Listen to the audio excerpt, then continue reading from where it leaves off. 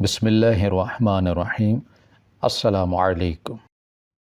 मेरी दोस्त अपने शौहर के साथ मेरे घर आई। उसका शौहर बहुत नेक और अच्छा था। मेरी दोस्त ने मुझसे बहुत सारी बातें की और मेरे साथ मेरे कमरे में आ गई। मैं बचपन से अकेली थी। मेरे माँ बाप बचपन में छोड़ गए थे। सिर्फ एक यही सहेली थी। मैंने अपनी दोस्त को बताया कि मैं भी शादी करने वाली हूँ एक लड़के से। मैं मोहब्बत करती हूँ। ये सुनते ही मेरी दोस्त का रंग बदल गया और वो उठकर फौरन अपने घर चली गई। कुछ दिन ही गुजरे थे कि जब एक नकाबपोश घर में घुस आया और उसने मेरी जिंदगी बर्बाद कर दी। मैं जिससे मोहब्बत करती थी उसने मुझसे रिश्ता खत्म कर दिया। तब मेरी दोस्त मुझे लेने के लिए आई और मेरी शादी अपने शौहर से करवाकर अपने साथ ले गई। मैं उसकी एहसानमंद थी। एक दिन अपनी सारी जायदाद उसके नाम करवाकर मैं उसके कमरे में जाने लगी, लेकिन अंदर से आती आवाजें सुनकर होश उड़ गए, क्योंकि मेरी इज्जत उसी के शौहर ने उसके कहने पर। मेरा नाम मीरब है। मेरा ताल्लुक सूबा सिंध से है। मैं अपने माँ बाप की इकलौती औलाद थी और एक अच्छी जिंदगी जी रही थी, जिसकी तमन्ना हर इंसान करता है। पर जिंदगी हमसे इम्तिहान लेने लग जाती है। मैं 9 साल की थी जब मेरी ममा की मौत हो गई। कुछ लोगों का कहना था कि इनका कत्ल हुआ है, पर डॉक्टर रिपोर्ट के मुताबिक ममा की जान हार्ट फेल होने की वजह से गई। माँ के बगैर जिंदगी कुछ भी नहीं होती। मैं और बाबा टूट कर रह गए थे, पर जीना पड़ता है, चाहे आपसे आपका सब कुछ छिन जाए। बाबा मेरा पहले से भी ज्यादा ख्याल रखते थे। मुझे खुद तैयार करके स्कूल भेजते थे। जब ममा जिंदा थीं, वही मुझे स्कूल छोड़ कर आया करती थीं। हालांकि हमारे घर में किसी चीज की कोई कमी ना थी। नौकर चाकर सब कुछ मौजूद था। बाबा का अपना कारोबार था। पर ममा के जाने के बाद जिंदगी उदास हो गई थी। अब कोई माँ पर बात करता तो मुझे रोना आ जाता। कभी स्कूल में माँ पर कुछ लिखने को कहा जाता तो अल्फाज दम तोड़ जाते। बाबा बहुत समझाते कि तुम्हारी मामा तुम्हें देख रही हैं, तुम्हारे रोने से उनको तकलीफ होती है, वो तो हर वक्त तुम्हारे साथ रहती हैं। जो लोग दिलों में जिंदा हों वो तो कभी मरते ही नहीं। और मैं संभल जाती थी। पर औलाद को माँ बाप दोनों चाहिए होते हैं। जिंदगी के हर मोड़ पर दोनों की कमी महसूस होती रहती है। माँ बाप में से किसी एक के चले जाने से एक बच्चे की जिंदगी नामुकम्मल हो जाती है और उसकी शख्सियत अधूरी रह जाती है। मेरे ननियाल में कोई नहीं था और दधियाल में बस मेरे बाबा और ताया अब्बू थे। वो भी अपनी बीवी के साथ दूसरे शहर रहते थे और एक आर्मी ऑफिसर थे, तो उनसे कम कम मुलाकात हुआ करती थी। मेरी जिंदगी मुझसे इम्तिहान पर इम्तिहान ले रही थी। ऐसा क्यों होता है? दुख जब एक बार हमारे घर का रास्ता देख लें तो बार बार क्यों हमारे दरवाजे पर दस्तक देने लगते हैं? मैं तो कभी किसी के साथ बुरा नहीं किया था, कभी किसी को तकलीफ भी नहीं पहुंचाई थी। फिर ऐसा क्यों हुआ जो हर बार मुझसे कुछ ना कुछ छीन जाता था? मुझसे हर वो रिश्ता क्यों दूर हो जाता था कि जिसकी मुझे सबसे ज्यादा जरूरत होती थी? मैट्रिक के इम्तिहान देकर फारिग थी कि जब एक दिन बाबा ने कहा, तुम्हारे ताया अब्बू की तरफ चलते हैं। क्योंकि ताया अब्बू आर्मी से रिटायरमेंट ले चुके थे, उनके बच्चों की शादी हो चुकी थी। मैं भी बहुत खुश थी जब बाबा को एक कॉल आई और वो जरूरी काम का कहकर घर से चले गए और रात को उनका मुर्दा वजूद घर आया था। उनका बहुत बुरा एक्सीडेंट हुआ था। मुंशी चचा ने बताया कि बड़े साहब बहुत तेज ड्राइव कर रहे थे, जिसकी वजह से ऐसा हो गया है। मुझे कोई होश नहीं था। ताया अब्बू मेरे पास आ चुके थे। उन्होंने मुंशी चचा से पूछा, तुम साथ क्यों नहीं गए? तो मुंशी चचा ने कहा, बड़े साहब ने कहा कि मैं घर पर रहूं, छोटी बीबी अकेली हैं। जब ताया अब्बू ने कहा कि तुम्हें कैसे पता कि वो तेज ड्राइव कर रहे थे, तो कहने लगे कि मुझे तो आस पास के लोगों से पता चला है। जबकि ये पहली बार हुआ था कि मुंशी चचा घर रुके थे। पर कोई भी ये बात नहीं जानता था कि यह सब साजिश है जिसने मेरे माँ बाप की जान ले ली। मैं 2 माह अस्पताल में रही। ताया अब्बू मेरा बहुत ख्याल रखते थे। ममा के जाने के बाद फिर एक दिलासा था कि बाबा मौजूद हैं, जो कभी मुझे अकेला नहीं छोड़ेंगे। और बाबा के जाने के बाद अब ऐसा लगता कि जैसे अब मुझे जीना नहीं चाहिए। ताया अब्बू हमेशा के लिए मेरे पास रुक गए थे। मैंने बहुत कहा कि आप चले जाएं, मुझे रिश्तों से डर लगता है। अगर आपको भी कुछ हो गया तो मेरा क्या होगा? ताया अब्बू ने कहा कि तुम बहुत बहादुर हो और बहादुर लोगों पर ही आजमाइशें आया करती हैं। तुम्हें अपने माँ बाप का ख्वाब पूरा करना होगा। तुम्हारे बाबा की वजह से सैकड़ों बच्चे अपनी तालीम मुकम्मल कर रहे हैं। तुम्हें अपने बाबा के काम को जारी रखना होगा। मेरे बाबा ने एक एनजीओ खोल रखी थी, जिसको ममा संभालती थी, जिसमें हर बच्चे को मुकम्मल मुफ्त तालीम दी जाती, चाहे वो सड़क से मिला हो या फिर कोई बेसहारा गरीब का बच्चा हो। और ताया अब्बू ने मुझे बहुत समझाया, पर मुंशी चचा ने कहा कि बड़े साहब चाहते थे कि इनकी बेटी आला तालीम के लिए मुल्क से बाहर चली जाए, पर मैं जाना नहीं चाहती थी और न कभी बाबा ने मुझसे जिक्र किया था। फिर आहिस्ता आहिस्ता बाबा का कारोबार नुकसान में जाने लगा। सब देखभाल मुंशी चचा कर रहे थे, पर ताया अब्बू ने कहा कि मुझे उन पर भरोसा नहीं है, इसलिए खुद काम को देखने लगे। और मुंशी चचा ने कहा कि वो सालों से यहां काम कर रहे हैं, आपको अपने ताया अब्बू को समझाना चाहिए। वो आर्मी में रह चुके हैं, उन्हें भला क्या पता इन सब कामों का।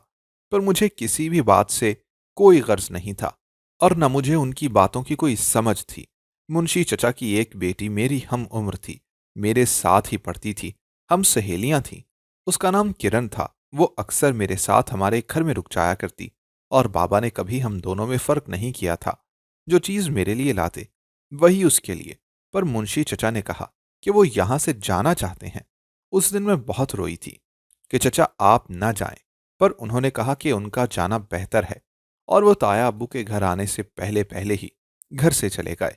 ताया अब्बू बहुत परेशान थे, मुझसे भी कुछ न कहा। मैं पूछती रही, पर ताया अब्बू मुंशी चचा को तलाश करते रहे, पर वो कहीं भी ना मिले, क्योंकि उनके बारे में किसी को कुछ भी ना पता था। सब कुछ बाबा जानते थे कि अब वो कहाँ होंगे। किसी को कुछ खबर ही ना हो सकी और कॉलेज के दिनों में मुंशी चचा की बेटी भी चली गई। मेरी वाहिद दोस्त थी, मुझे उम्मीद थी कि वो मुझे कॉल करेगी और मुझसे बात करेगी, पर उसने भी मुंह मोड़ लिया था। मेरे साथ पता नहीं ऐसा क्यों होता था। मैं जिसके साथ मुखलिस रहती, जिसको अपना समझती, वही चला जाता था। अब मैं बिल्कुल अकेली रह गई थी। कॉलेज की पढ़ाई जारी थी। ताया अब्बू ने कहा कि मुझे इस काबिल बनना है कि बाबा का कारोबार संभाल सकूं। दूसरों के काम आना, लोगों के बिना किसी कर्ज की मदद करना एक बहुत बड़ी नेकी होती है, बहुत सुकून मिलता है। बाबा भी ऐसा ही किया करते थे। मैं अपने बाबा जैसा बनना चाहती थी, इसीलिए मैंने बहुत मेहनत की। ताया अब्बू का साथ मेरे लिए बहुत अहम था, एक बाप की तरह। उन्होंने मेरा बहुत ख्याल रखा। जिंदगी के हर कदम पर मुझे अच्छे बुरे की तमीज सिखाई थी, वरना कौन किसी का इतना साथ देता है। रिश्ते हमेशा एहसास से निभाए जाते थे। एहसास और मोहब्बत रिश्तों को बहुत खूबसूरत बना देता है। जिंदगी में जब भी मुझे कोई कामयाबी मिलती, मैं और ताया अब्बू एक साथ मिलकर मनाते और मुझे बहुत संभालते कि पता नहीं ताया अब्बू कैसे इतने मजबूत थे, जिन्होंने पहले अपने माँ बाप को खोया था और फिर अपना जवान बेटा खो दिया। और अभी कुछ वक्त गुजरा था कि जब ताया अब्बू की बीवी का इंतकाल हुआ था। ताया अब्बू की लव मैरिज हुई थी। बहुत मोहब्बत करते थे ताया अब्बू अपनी बीवी से। और फिर उनके जाने के 1 साल बाद मेरे बाबा की मौत हुई थी। पर फिर भी ताया अब्बू मजबूत बनकर खड़े थे, या शायद मेरे सामने मजबूत बनने की कोशिश करते थे। मैंने अक्सर उनकी आंखों को नम देखा था। वो अक्सर बात करते करते रुक जाते थे और फिर मुझसे छुपाकर अपनी आंखों की नमी को साफ किया करते थे। ताया अब्बू ने मुझे सिखाया था कि कभी किसी के सामने अपने आंसू और अपना दुख जाहिर मत करना। लोग सिर्फ तजस्सुस में सब कुछ जानना चाहते हैं। कोई हमारा साथ नहीं देता, न तसल्ली के दो बोल बोलता है। लोगों को सिर्फ ये जानने में जल्दी होती है कि कब कहाँ क्या हुआ। अजीम होते हैं वो लोग जो सारी उम्र गमों का सामना करते हैं और जीने की कोई वजह भी नहीं बचती, फिर भी जीते हैं। बार बार गिरते हैं और फिर से खड़े हो जाते हैं, पहले से ज्यादा मजबूत होकर, और लोगों से हंस हंस कर बात करते हैं। और मैं तो ऐसी नहीं थी। मैं तो जरा जरा सी बात पर रो दिया करती थी। हमारी जिंदगी में अगर कुछ अच्छा या बुरा होता है या कोई हादसा रूनुमा होता है, तो वो हमें मजबूत बनाने के लिए हमारी जिंदगी में आता है। मुझे भी लगा था कि मैं कभी मजबूत नहीं बन पाऊंगी, क्योंकि अपनों का दुख बार बार मुझे तोड़ देता था। मैं बहुत तन्हा हो जाती थी। मैं यूनिवर्सिटी पहुंच चुकी थी और लास्ट सेमेस्टर चल रहा था, जब ताया अब्बू ने कहा कि तुम्हें अब शादी कर लेनी चाहिए। मेरी अब सेहत ठीक नहीं रहती और मैं चाहता हूं कि अपने जीते जी मैं तुम्हारी शादी कर दूं। मैंने कहा, ताया अब्बू आप मेरे बाबा की जगह हैं, आपकी बात मानना मेरा फर्ज है, पर मैं अभी शादी नहीं करना चाहती। मैं बाबा के काम को आगे लेकर जाना चाहती हूँ। मैं एनजीओ को देख रही थी, साथ ही साथ पढ़ाई भी जारी थी। बहुत से लड़के और लड़कियां हमारी एनजीओ से कुछ बनकर निकले थे, जो मेरे बाबा के एहसानमंद थे। सबको यही सिखाया गया था कि अगर कोई आपकी मदद करे तो आपका भी फर्ज है कि आगे दूसरों की मदद करें। और मैं शादी नहीं करना चाहती थी, अपनी जिंदगी में मैं कुछ बनना चाहती थी। पर ताया अब्बू कहते कि तुम्हें सब संभालना है, लोगों को फेस करना है, क्योंकि बहुत सी ऐसी बातें हैं जो तुम नहीं जानती। उनका जानना तुम्हारे लिए बहुत जरूरी है, पर अभी वो बातें मैं तुम्हें नहीं बता सकता। इसलिए चाहता हूं कि पहले तुम शादी कर लो। अगर कोई लड़का पसंद है तो मुझे बता दो, और अगर नहीं तो मैं तुम्हारे लिए लड़का देखता हूं। मैंने कहा कि ताया अब्बू, मुझे अभी कुछ वक्त चाहिए, मैं अभी शादी नहीं करना चाहती। और ताया अब्बू खामोश हो गए थे। एक दिन एनजीओ में एक लड़के से मुलाकात हुई। वो कुछ बच्चों को एनजीओ छोड़ने के लिए आया था। उसकी बहुत बुरी लड़ाई हुई थी, क्योंकि जो लोग बच्चों से भीख मंगवाते हैं उनका पूरा गैंग होता है। वो इतनी आसानी से बच्चों को ले जाने नहीं देते। उसने कहा कि मैं सोशल वर्क करता रहता हूँ, मुझे किसी का भी डर नहीं। आपके बाबा और ममा को बहुत अच्छे से जानता हूँ, बहुत अच्छे इंसान थे। जब छोटा था तो कई बार उनसे मुलाकात भी हुई थी, और मुझे खुशी हुई थी कि ये पहला इंसान था कि जिसने मुझसे इतने अरसे बाद बाबा और ममा की बात की थी। मेरी एक ही दोस्त थी किरण, वो भी ना जाने कहाँ चली गई थी। इतने साल हो गए थे, उसने कभी मुझसे राबिता ना किया था। मैं रिश्तों के मामले में अब बहुत टची थी, ज्यादा दोस्त नहीं बनाती थी, और जिनसे एक बार रिश्ता बना लेती कभी उनका साथ नहीं छोड़ा करती थी। और अगर कोई मुझे छोड़ जाता तो मैं बहुत उदास होती थी, बहुत रोती थी। इसलिए किरण के जाने के बाद मैंने दोबारा कभी कोई दोस्त नहीं बनाई थी। हमारी एनजीओ में जो लड़का आया था उसका नाम रेहान था। वो बहुत टैलेंटेड था, और फिर मैंने उसे एनजीओ में जॉब ऑफर की और उसने खुशी खुशी कबूल कर ली थी। उसे लोगों से बहुत ज्यादा लगाव था, हर वक्त किसी न किसी की मदद के लिए तैयार रहता था। मेरी पढ़ाई मुकम्मल हुई तो बाबा का बिजनेस संभाल लिया और एनजीओ का काम रेहान पर छोड़ दिया, क्योंकि वो बहुत होनहार था और अपने काम को बहुत ईमानदारी से अंजाम देता था। मुझे बहुत खुशी थी, और फिर मेरी रेहान से अक्सर मुलाकात होने लगी। मेरे इर्द गिर्द लड़कों की कोई कमी नहीं थी, पर हर इंसान हमारे लिए खास नहीं होता। खास तो सिर्फ एक ही होता है, जिसके लिए हम कुछ भी कर जाते हैं। हमें अपनी जिंदगी में बहुत से लोग मिलते हैं, और कुछ हमारी यादें बनकर रह जाते हैं, और कुछ हमेशा के लिए हमारी जिंदगियों से निकल जाते हैं। अब रात देर तक रेहान से बात होती, और फिर हमारी बात मोहब्बत तक जा पहुंची। मुझे उसके बगैर जीना अब बहुत मुश्किल लगता था। कई बार दिमाग कहता कि अचानक से ऐसे किसी मर्द पर इतना एतबार करना अच्छा नहीं, पर दिल कहता कि मोहब्बत की है, अब निभानी तो पड़ेगी। मैं बस अपने दिल की सुनती। रेहान की फैमिली में एक बड़ी बहन थी जो शादीशुदा थी। एक दो बार उससे मुलाकात हुई थी। ताया अब्बू को भी रेहान बहुत पसंद था। हम कुछ ही अरसे में एक दूसरे के बहुत करीब आ चुके थे। ताया अब्बू ने कहा कि अब शादी कर लो। मैंने कहा कि ताया अब्बू, इतनी जल्दी नहीं, अभी कुछ काम बाकी है। हमें दूसरे शहर में एक ब्रांच खोलनी है, उस पर काम चल रहा है। जैसे ही उससे फ्री होंगे शादी का सोचेंगे। पर कभी नहीं सोचा था कि फिर से कुछ ऐसा हो जाएगा कि जिससे मेरी दुनिया एक बार फिर से ठहर जाएगी, और मैं फिर से बेआसरा हो जाऊंगी। कुदरत एक रिश्ता छीन कर दूसरा रिश्ता मुझे दे देती। जैसे ही उस रिश्ते से मुझे मोहब्बत होती वो मुझसे छिन जाता। ताया अब्बू की तबीयत अचानक बहुत खराब रहने लगी थी। वो मुझे कुछ बताना चाहते थे पर कह नहीं पाए।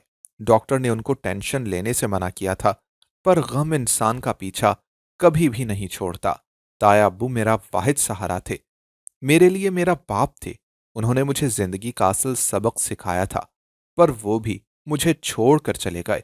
और उनकी मौत पर मेरी दोस्त किरण भी आई थी, जो मुंशी चचा की बेटी थी। इतने सालों बाद उसे देखकर खुश होना चाहती थी, पर मैं मुस्कुरा न सकी। बस उसके गले लगी, रोती रही। वो मुझे चुप करवाती रही। मुझे लगता था कि मैं जी न पाऊंगी। सब कुछ खत्म होता महसूस हो रहा था। पर फिर से ताया अब्बू की बातें याद आती कि जो लोग दूसरों के लिए जीते हैं वो अपने दुख और अपनी तकलीफ नहीं देखा करते। अगर कभी मैं इस दुनिया से चला जाऊं तो ये मत समझना कि मैं तुमसे गाफिल हो गया हूं, बल्कि मेरी दुआएं हर वक्त तुम्हारे साथ रहेंगी। माँ बाप दुनिया से चले जाएं तो उनकी रूहें फिर भी अपनी औलाद के लिए बेचैन रहती हैं। वो तो मरकर भी अपनी औलाद को दुखी नहीं देख सकते। मुझे किरण ने, रेहान ने बहुत हौसला दिया। रेहान की आपा ने कहा कि अब अकेली हो गई हो, इसीलिए बेहतर है कि अब शादी कर लो। तुम लोग ऐसे घूमते फिरते हो, लोग भी बातें करते हैं। इसीलिए मैं शादी के लिए मान गई। काश मैं तब शादी कर लेती जब ताया अब्बू ने कहा था। मैं कितनी बदनसीब थी। मेरी खुशी में मेरे बड़े नहीं थे। मुझे अब हर वक्त एक डर सा लगा रहता था कि रेहान से भी कहा कि मुझे जिससे मोहब्बत होती है वही मुझे छोड़कर चला जाता है। उसने कहा कि सब तुम्हारा वहम है। इंसान तभी इस दुनिया से जाता है जब उसका वक्त पूरा हो जाता है। तुम बिला वजह परेशान ना हुआ करो। ताया अब्बू की वफात पर मुंशी चचा मेरी दोस्त किरण, जो मुंशी चचा की बेटी थी, अपने शौहर के साथ मेरे घर आई। उसका शौहर बहुत नेक और अच्छा था। उसके बात करने से उसकी शख्सियत का अंदाजा होता था। पर हैरत थी कि किरण का मिजाज उसके मिजाज से बहुत मुख्तलिफ था। पर मोहब्बत कहाँ ये सब देखती है। शायद दोनों की पसंद की शादी थी। मेरी दोस्त ने मुझसे बहुत सारी बातें की और मेरे साथ मेरे कमरे में आ गई। वो मुझे कहती कि मुझे तुम्हारा कमरा बचपन से बहुत पसंद है, और मैं उसकी बात सुनकर मुस्कुरा देती थी। मैं बचपन से अकेली थी। मेरे माँ बाप बचपन में छोड़ गए थे। सिर्फ एक यही सहेली थी। मैंने अपनी दोस्त को बताया कि मैं भी शादी करने वाली हूँ। एक लड़के से मोहब्बत करती हूँ। उसका नाम रेहान है। बहुत अच्छा लड़का है। ये सुनते ही मेरी दोस्त का रंग बदल गया और वो उठकर फौरन अपने घर चली गई। मैं उससे पूछती रही कि क्या हुआ। कहने लगी कुछ नहीं, फिर आऊंगी। कुछ ही दिन गुजरे थे कि जब एक नकाबपोश घर में घुस आया। मैं अब घर पर अकेली हुआ करती थी। मुलाजिम भी उस वक्त सो रहे थे और उसने मेरी जिंदगी बर्बाद कर दी। मेरे पास अब कुछ भी न बचा था। मैं जिससे मोहब्बत करती थी उसने मुझसे रिश्ता खत्म कर दिया था। तब मेरी दोस्त मुझे लेने के लिए आई और मेरी शादी अपने शौहर से करवाकर अपने साथ ले गई। वो मेरी दोस्त थी, मेरे काम आई। वरना जो मेरे साथ हुआ था शायद कभी कोई मुझसे शादी ही ना करता। मैं उसकी एहसानमंद थी। एक दिन अपनी सारी जायदाद उसके नाम करवाने ही वाली थी। सारे डॉक्यूमेंट्स तैयार थे जब मेरे शौहर ने मुझे कॉल करके अर्जेंट घर आने को कहा था। पर रास्ते में गाड़ी खराब हो गई। रात भी काफी हो चुकी थी। मैं टैक्सी लेकर घर आई थी और इसीलिए उन लोगों को मेरे आने का पता न चल सका। और जब मैं किरण, जो अब मेरी सोतन भी थी, उसके कमरे में जाने लगी, लेकिन अंदर से आती आवाजें सुनकर होश उड़ गए, क्योंकि मेरी इज्जत को तार तार करने वाला कोई और नहीं बल्कि रेहान ही था। इतना बड़ा धोखा, इतना बड़ा फ्रॉड हुआ था मेरे साथ। जिस दोस्त को अपनी सबसे बड़ी खैरख्वाह समझा, वो रेहान की माशूका किरण थी। उन दोनों ने मिलकर ही ये प्लान बनाया था। वो दोनों हंस रहे थे कि अब हमें एक होने से कोई रोक नहीं सकता। और मैंने पुलिस को कॉल कर दी, क्योंकि मुझे धोखा किसी सूरत बर्दाश्त नहीं था। और जैसे ही पुलिस आई, वो लोग पकड़े गए। जिस शख्स से मैंने शादी की थी, वो भी ना जाने कहाँ था। मुझे लगता था कि वो भी इन सब के साथ मिला हुआ होगा, पर ऐसा ना हुआ। वो अस्पताल में जिंदगी और मौत से लड़ रहा था। उसको ऐसी दवा दी गई थी कि जिससे सबके सामने वो तबई मौत जाहिर होती, पर वो बच गया था। मुझे भी और बहुत कुछ जानना था। मेरे बाबा ने जिस पर सबसे ज्यादा एतबार किया था, वही मुंशी चचा इतना बड़ा धोखेबाज था। ताया अब्बू कहते रहे कि तुम्हें बहुत कुछ बताना है, पर उन्हें मौका ही ना मिला। उस रात ये हुआ था कि जब मैं अपनी दोस्त का शुक्रिया अदा करने के लिए आई तो उनके कमरे से हंसने की आवाजें आ रही थीं। पर जैसे ही करीब पहुंची तो वो आवाज रेहान की थी, जिस पर मैंने सबसे ज्यादा भरोसा किया, जिससे इतनी मोहब्बत की। वो कह रहा था कि मेरी दोस्त किरण से, अगर तुम ना होती तो मेरा क्या बनता। मैं तो आवारा फिर रहा था। तुमने मुझे मीरब का बताया और मैंने उसे अपने प्यार के जाल में फंसाया। उसके सामने अच्छा बनने का नाटक किया। तुम यकीन करो, मैं उसकी बातों से उकता जाता था। उसे हर वक्त सिर्फ खिदमत खल्क की पड़ी रहती। पर मैंने धोखे से बहुत सा पैसा कमाया था। उसे खबर तक न होने दी। और जब आपा ने कहा कि जो कुछ मीरब का है सब तुम्हारा है, घर जमाई बनकर रहना मुझे मंजूर न था, क्योंकि मीरब ने कहा था कि वो इस घर के अलावा अपने पास कुछ न रखेगी, सब कुछ दूसरों में बांट देगी और ताया के वारिसों को भी हिस्सा देगी, क्योंकि उसके ताया का बहुत एहसान था उस पर। और फिर जब मैंने एक दिन उससे कहा कि हमारी शादी हो जाएगी तो मैं सब संभाल लूंगा, पर उसने टांग अड़ाना चाही और मुझे कहने लगी कि वो मुझे कुछ ना देगी। शादी करनी है तो ऐसे ही करो। मैंने भी पर अपना हिसाब रात के अंधेरे में पूरा कर लिया। मुझे तो था कि वो मेरी मिन्नतें करेगी, मुझे वास्ते देगी, तब उसकी जायदाद अपने नाम लिखवा लूंगा। पर वो तो चुप होकर बैठ गई। ये तो शुक्र है कि तुमने सब संभाल लिया। तब मेरी दोस्त किरण ने कहा कि मैं बचपन से तरसती आई हूं। इसके बाप के पास इतना पैसा था और मैं पल पल हर चीज के लिए तरसती थी। वो मुझे अपनी उतरन देती, अपना कमरा दिखाती, कहती कि फलां चीज बाबा मेरे लिए लाए हैं। मुझसे सब कुछ बर्दाश्त नहीं होता था। मैं इससे सब कुछ छीनना चाहती थी। मेरे बाबा कहते कि वो सब एक दिन मेरा होगा, जिसके लिए उन्होंने एक दिन इस मीरब की मां को मार डाला। अब्बा ने सोचा था कि मीरब के बाप की दूसरी शादी अपनी बहन से करवा देंगे, पर वो माने नहीं। कहने लगे कि जो कुछ मेरा है मेरी बेटी का है। मैं अपनी बेटी के सहारे ही जिंदगी गुजारूंगा, पर कभी अपनी बेटी पर दूसरी मां नहीं लाऊंगा। और फिर एक दिन उसे सब कुछ पता चल गया, अब्बा के फ्रॉड का। उस दिन अब्बा को कुछ ना कुछ करना था, वरना अब्बा को जेल हो जाती। इसीलिए मीरब के बाप की गाड़ी की ब्रेक्स फेल कर दी। हमने तो सोचा था कि दोनों बाप बेटी एक साथ मर जाएंगे और सब कुछ हमारा हो जाएगा, क्योंकि मीरब के बाप की वसीयत के मुताबिक उनके कारोबार की देखभाल सब मेरे अब्बा करने वाले थे। अब्बा पर वो बहुत एतबार करते थे। उस शख्स के जाने के बाद इस मीरब का ताया बीच में आ गया और इसको सारी सच्चाई पता चल गई, और हमें अब इसके हाथ लगने से पहले ही वहां से निकलना था, वरना उसने हमें जिंदा नहीं छोड़ना था। इसलिए तब हम वहां से भाग निकले। अब्बा ने पैसा इतना इकट्ठा किया था कि हम इतने साल सुकून से रहे। पर फिर मुझे शादी करना पड़ी इस मनहूस से कि जिसके पास फूटी कोड़ी न थी और भलाई का दर्श देता था दूसरों को। शुक्र है कि अब जान छूट जाएगी मेरी। मैंने उसे चाय में वही दवा मिलाकर दे दी है जो मीरब की मां को दी थी, क्योंकि इसे भी सारी सच्चाई पता चल चुकी थी। अब हम अपनी मंजिल के बहुत करीब हैं। वकील से पता चला है कि मीरब ने मुझसे मुतासिर होकर सब कुछ मेरे नाम कर दिया है। मैं पहली फुर्सत में उसे घर से चलता करूंगी। बहुत ख्वाब देखे थे मैंने इस घर को पाने के। अब सब कुछ हम दोनों का होगा। मेरा शौहर अस्पताल था, पर शुक्र है कि वो जिंदा बच चुका था। मैं अपनी जिंदगी में सब कुछ बर्दाश्त कर सकती थी, पर धोखा नहीं। और धोखा भी कोई मामूली धोखा नहीं था। मेरे माँ बाप को मुझसे इन लोगों ने छीन लिया था। मेरा बचपन, मेरा सब कुछ इन लोगों के लालच और हसद का शिकार हो गया था। मेरी जिंदगी तबाह हो गई थी। मोहब्बत के नाम पर धोखा, दोस्ती के नाम पर धोखा। हर शख्स पर से मेरा अब एतबार उठ चुका था। पर मैं मर भी ना सकती थी। मेरे सामने उन मासूम बच्चों के चेहरे थे जिनसे वादा किया था कि मैं उनकी जिंदगी बदल दूंगी। वो भी आम इंसान की तरह अपनी जिंदगी को जी सकेंगे। मेरा शौहर ठीक हो चुका था। उसने कहा कि मैं सब कुछ जान गया था, पुलिस को बताना चाहता था और तुम्हें कॉल की थी। पर तब तक मेरी हालत बिगड़ चुकी थी। मेरे साथ ऐसा करने वालों को सजा हो चुकी थी, और मुंशी चचा उसको फालिज हो चुका था। पल पल तड़प रहा था, पर मैं किसी को भी मुआफ नहीं कर सकती थी। मेरा शौहर बहुत अच्छा था। आने वाले वक्तों में उसने मेरा बहुत साथ दिया था। जिंदगी में अपना मकसद बनाकर जिएं, उस पर दिन रात मेहनत करें, पर कभी किसी पर अंधा एतबार बिल्कुल ना करें। हर रिश्ते को उसकी जगह पर रखें, ताकि कभी आपको कोई नुकसान ना पहुंचा सके। हमारी वीडियो अगर आपको पसंद आई है तो ज़रूर लाइक कीजिए।